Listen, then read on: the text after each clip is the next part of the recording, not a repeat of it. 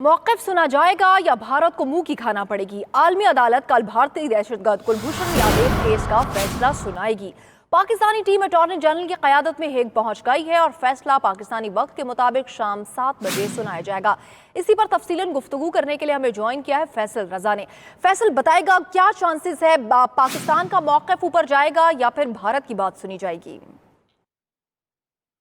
जी बिल्कुल, जैसा कि आपके इल्म में है कि बड़ा अहम फैसला जो कि भारतीय जासूस और दहशतगर्द कमांडर कुलभूषण यादव के हवाले से जो है वो कल सुनाया जाएगा। आलमी अदालत इंसाफ जो है वो हेग के वक्त के मुताबिक, हॉलैंड के वक्त के मुताबिक 3 बजे, जबकि पाकिस्तानी वक्त के मुताबिक करीबन 7 बजे जो है ये फैसला सुनाएगी, जिसे बराह रास्त नशर किया जाएगा। पाकिस्तानी वक्त जो है वो अटॉर्नी जनरल अनवर मंसूर की क़यादत में हेग पहुंच चुका है, जिसमें पाकिस्तानी वकील जो हैं खावर कुरैशी वो भी मौजूद हैं।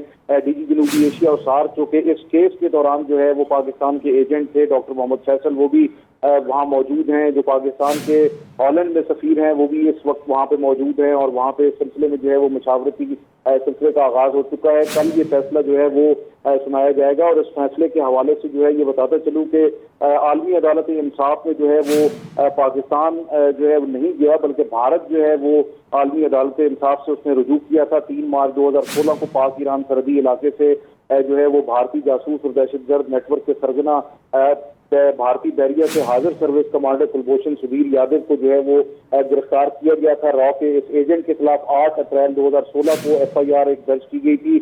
उसने अपने जराइम का रूबरू जो है अदालत के एतराफ करते हुए जो है वो 10 अप्रैल 2016 को फील्ड जनरल कोर्ट मार्शल के तहत जो है उसके जो मकरू जराइम थे उसके पादाश में उसको सज़ाए मौत सुनाई गई थी और उसके बाद जो है वो 17 जुलाई को आलमी अदालत में भारतीय जासूस कमांडर कुलभूषण यादव के हवाले से जो है वो ये फैसला सुनाया जाएगा। जो भारत ने जो है वो मई 2017 में कुलभूषण यादव के हवाले से आलमी अदालत से रुजू किया था, जिसमें उसके ट्विटर की बात की गई थी, जो है वियना कन्वेंशन के तहत जो है वो कौंसलर रसाई की बात की गई थी।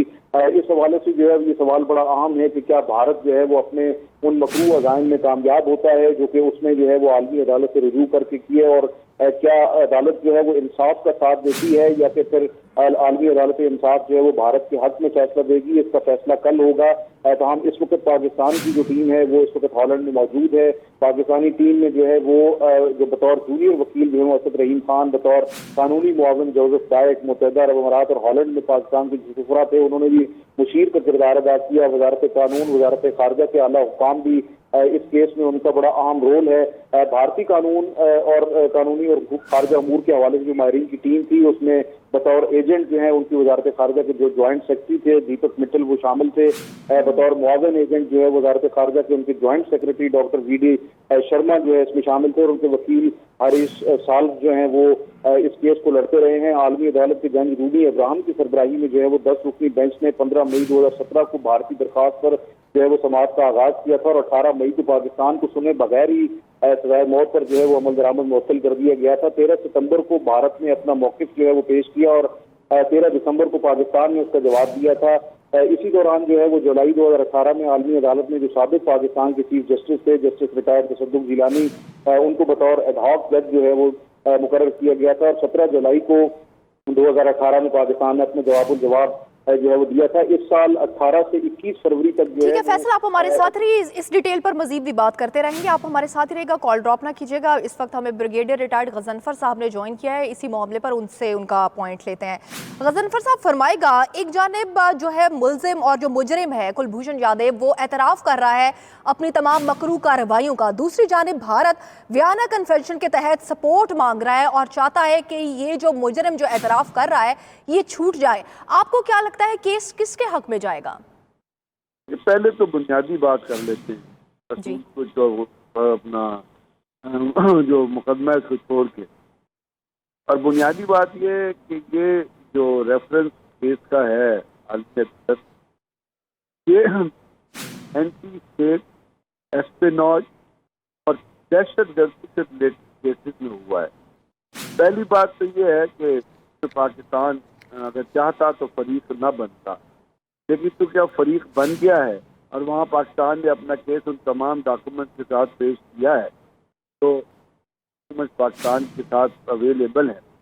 तो अगर तारीख आगे देखें तो इससे पहले आलमी अदालत की तरफ से कम नेचर, से कम एक्सटेंट ऑफ टाइम, से कम ऑल्टरनेट केसेस, से बिल्कुल बहुत लो लेवल के केसेस, तो बहुत हाई ग्रेड केस है ना कि आप एक मुल्क की सर्विस प्रोवाइड कर रहा है।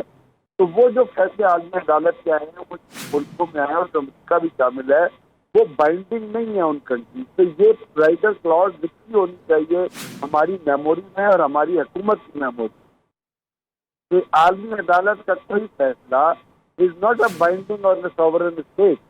तो और खास तौर पे इस केस में जिसमें जेनीवा कन्वेंशन भी कैटेगोरिकली कहता है कि अगर किसी मुल्क का कोई सर्विंग ऑफिसर किसी भी मुल्क में जासूसी करते हुए बिल्कुल दहशतगर्दी की क्लॉज आ गई तो उसके अंदर बिल्कुल तमाम नजरें जो हैं वो आलमी अदालत इंसाफ पर हैं। कल के रोज़ ये बड़ा फैसला हो जाएगा। बहुत शुक्रिया ब्रिगेडियर रिटायर्ड गजनफर अली और फैसल रज़ा, आप हमें अपडेट कर रहे थे।